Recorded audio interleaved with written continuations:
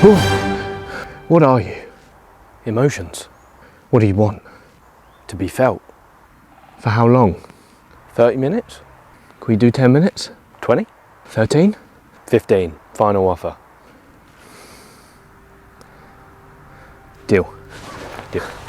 We wouldn't be wrong to say we live in a world full of emotional children, and that's not because the world population of people under the age of 18 is 2.4 billion, but because most adults have the emotional intelligence of a sleep-deprived 2-year-old. And I know what you might be thinking. Slow down, Lewis, son. What's with the attack? So let me back up a little bit. Now, I don't blame that most people are emotional, because I don't know about you, but I don't remember anyone telling me when I was younger something along the lines of, by the way, there's these things called emotions that you're going to experience quite often in your life. Here's how you deal with them. So in the next 5 minutes, I'm going to share with you some simple ways you can deal with your emotions. Don't mind me, I'm just recording a video. Oh, anything interesting? About emotions. Oh, okay, well done you. Yeah? Yeah, yeah, especially guys. You know, so yeah, no, Yeah. good for you. You're a very handsome lad. Oh, thank you.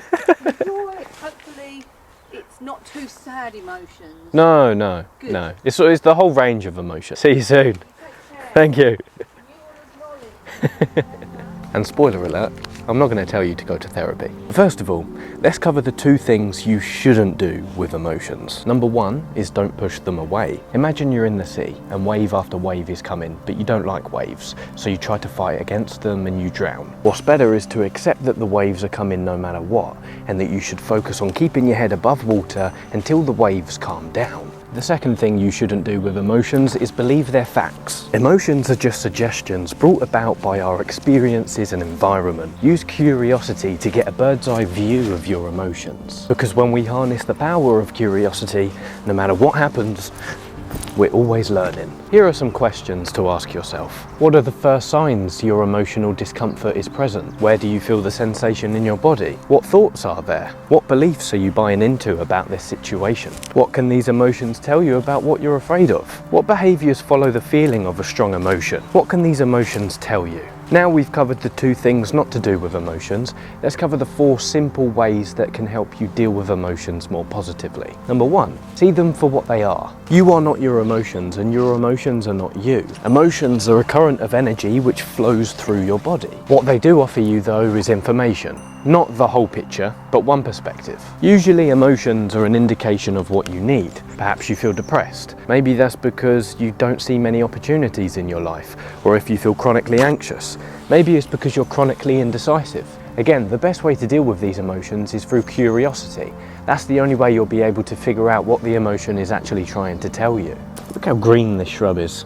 Number 2 is pick a name. Notice what you feel, where you feel it in your body, and pick a word to describe it. In our society, we're pretty good at labelling physical sensations, but we're not so good at labelling emotions, usually because we don't have the vocabulary for it. Hence, it's much easier for us to say, I feel sick, or I don't feel well, or I've got a stomachache, rather than to say, I feel anxious, insecure, and vulnerable. Psychological research has shown that when we label our emotions through vocabulary, it reduces the effect that the emotion has on us, and it actually outlines the necessary course of action we need to take next, most of the time. In the video we covered the other day about discipline, we found that speaking in third person is a brilliant way to control emotions.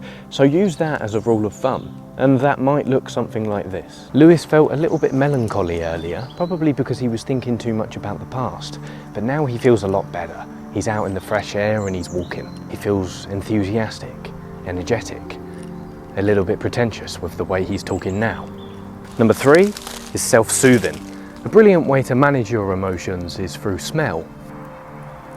This is a common technique people use in therapy. If there's a smell which reminds you of a positive experience, then you can harness that when you're feeling depressed, stressed, or anxious. Maybe there's a smell that reminds you of someone that you love or your mum's cooking. If you get stressed or anxious or some troubling emotion befalls you when you're out and about and you're socializing with people, you can keep one of these smells close to you. If it's a perfume, perhaps you spray it on a piece of card and you keep that in your pocket, just so you can smell it in times of stress. Oh, Lou, you dropped something. Hold on. That's not what I think it is it? Mixed herbs. To remind you of Mum's cooking? Good idea. Number 4 is harness the law of polarity.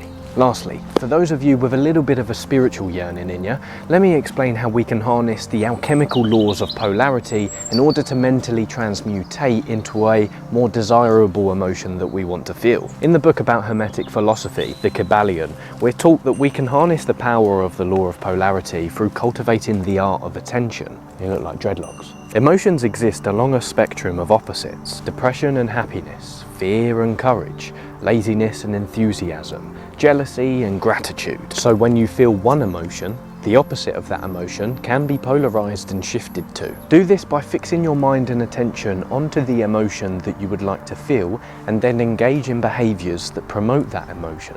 Mood follows action. If you're feeling sad, perhaps you cultivate the art of curiosity.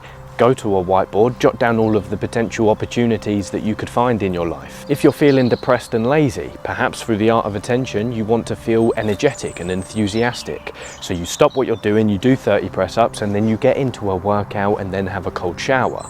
You want to shift your vibrational state if you're into all of that woo-woo stuff. Because you wouldn't go into a dark room and try and shovel out the darkness. You should probably come closer. You would illuminate the room by switching the light on. So don't focus on getting rid of boredom. Attune your mind to cultivating focus. Don't focus on getting rid of jealousy. Focus on cultivating gratitude. Don't focus on getting rid of anxiety. Focus on instilling courage. Finally, I was going to sit on that, but I thought, no, I'll give it a miss. If a particular emotion has festered inside you for a long time, go deeper. Don't back away. Go to the depths of what it means to feel that emotion, because confusion usually arises due to half-felt emotions. If you feel depressed, anxious, tired, insecure, go to the depths of what it means to feel that thing. Regardless of the fact that most of the people around you will see anything less than you being happy as a mental illness. Let them know you're going to the depths, to listen to what the emotion has to tell you. And if they love you, they'll understand. Or just annoy you. And after doing some of that, you might just realise your emotions aren't that bad after all. If you want to go deeper into this topic, I've got 2 books to recommend you. One, which is golden. The other, which is multicoloured. This one, Why Has Nobody Told Me This Before by Dr. Julie Smith. Very good and practical Bible for managing your mental health. And this is the book I mentioned about Hermetic philosophy, which will go into the laws of the universe, polarity, the laws of gender, the laws of vibration, so you can harness the power of mental transmutation in your life. I would say probably start with this because this is a bit heavier. I wish you all the best in learning how to manage your emotions. Hopefully some of these tips have been helpful, and hopefully this video was worth a like and subscribe. I'll let you be the judge of that. I'm rooting for you, as always, and I'll see you in the next one.